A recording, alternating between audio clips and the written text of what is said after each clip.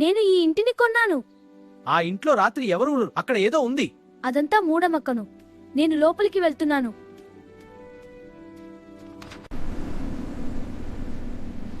ఎవరక్కడా? ఎవరూ లేరు. అది ఏమిటి? అద్దంలో ఎవరు? ఇక్కడ ఎవరూ లేరు. అది నవ్వుతోంది. ఇంట్లో వెతుకుతుండగా ఒక పాత డైరీ దొరికింది. అందులో ఇలా రాసి ఉంది: నేను లక్ష్మి. ఈ ఇంట్లో నన్ను చంపేశారు. నా శరీరం ఇంకా ఈ ఇంట్లోనే ఉంది.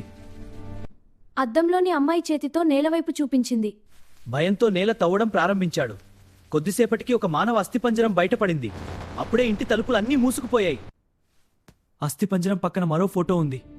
ఆ ఫోటోలో యంగ్ రవి చిన్నప్పటి ఫోటో కూడా ఉంది. నా తండ్రే లక్ష్మిని చంపి తిరిగి వస్తాడు. ఇది నా తప్పు కాదు. నీ తండ్రి చేసిన పాపానికి శిక్ష తప్పదు.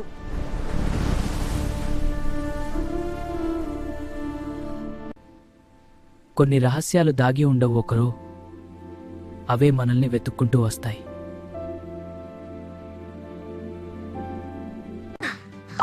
Then, Thank you for watching my channel. please like, share and subscribe.